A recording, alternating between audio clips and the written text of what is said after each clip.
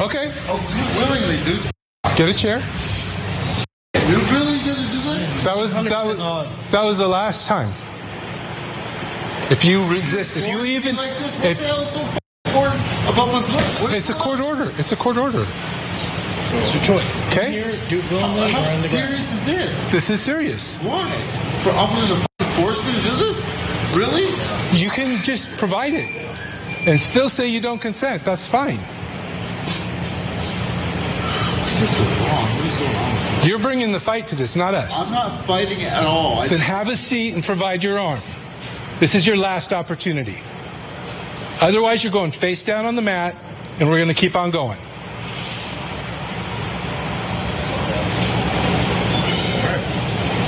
Okay, please don't have no okay? Can't do it. Well, we do it willingly, I suppose you. Please, no, okay. I'll do it willingly. I'll do it willingly. I'll do it willingly. I'll do it willingly. I'll do it willingly. I'll do it willingly. I promise you will. I'll do it willingly. I'll do it. I'll do it. I'll do it. I'll do it. I'll do it. I'll do it. I promise. I promise. No. Don't do it like this. Too late. Don't do it like this. Too late. So that man's name was Edward Bronstein, and he died shortly after that, as officers knelt on his back and were doing whatever they could, they wanted to do. As he then said, "I'll do it willingly," over and over and over again. And what else he said over and over again was, "I can't breathe." In fact, 12 times is what he said. So later on, he did pass away after they jumped on him. So again, he was 38 years old. He died on March 31st of 2020. That was less than 2 months before George Floyd was killed by police in Minnesota. And that was after an altercation during his arrest on suspicion of driving under the influence. So he was pulled over for a DUI, but taken to a police station after refusing to give a blood sample. That's what they were discussing over there, which his family says was due to a fear of needles. Now, if you look at his face, you look at him talking about how I'm not sure if I want to do it. And the officer next to him was like patting his shoulder, because there was a sense in the room. If there's an officer that's patting his shoulder and trying to console him and comfort him, as he's already, I believe, handcuffed, looked like his hands are behind his back. There's probably something else going on, whether he's high, whether or not he's drunk, whatever it is, there's still human inside of it. There's still human reaction. There's still someone who's afraid of something. And after you slammed him on the ground and decide to start kneeling on his back and he goes, "I'll do it," and you hear the cop say, "It's too late." Why? Ask yourself that. Why is it too late? What happens if once they push him onto his face and said, you can see there he's tapping him. If you push him on his face and he goes, "Okay, fine. I'm really afraid, but I'll do it." If you lift him back up and say, "Okay, let's do it the way we wanted to a second ago," what do you lose? What do you lose? What happens? Does he then go, "Ha ha, got you, idiot officers. I said I'll do it willingly now. Now I'll do it." Do you lose anything? Do you lose anything by listening to him after he says, "Okay, fine, I'll do it"? What if he's broken 5 to 6 or 7 laws and he's got to go to jail? What difference does it make? Just do it.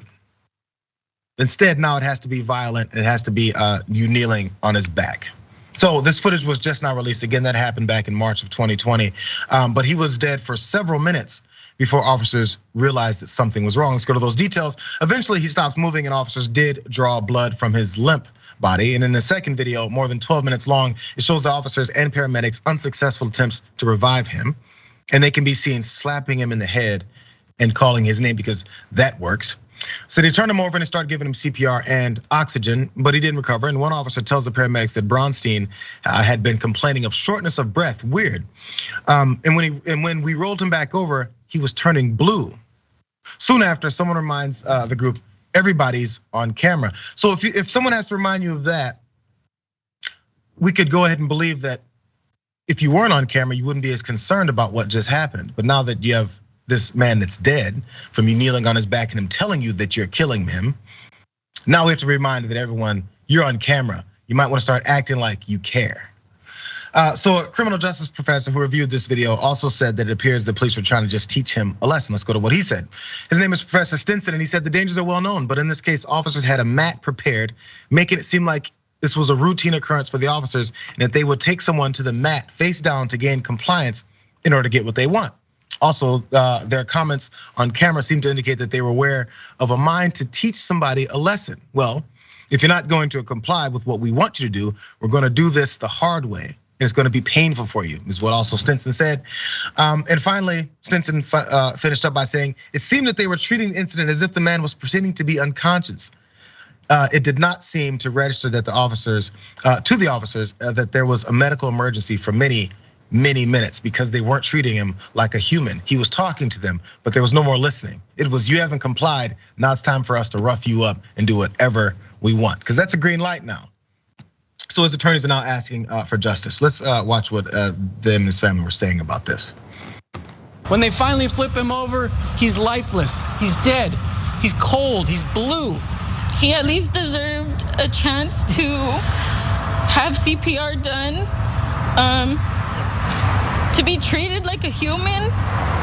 He was treated like trash. Take him away. Take him out of him. Don't let him work anymore to hurt anybody like they did my son. And they're still working. I don't understand that. Every time there's one of these cases, you have to realize that there's a family involved. I think we forget that. Even for folks who are advocating for change and for these things to not happen the way they are. That's why it's always important to see what families have to say. And I hate that they even had to do that. Because some of these families get in front of cameras, in front of press and everyone, and has to tell how their son, brother, father wasn't this monster after he's dead.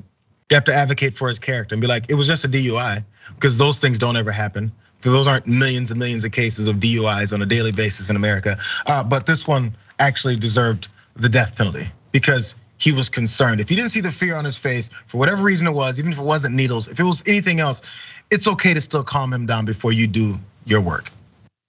But part of their work is intimidation and violence.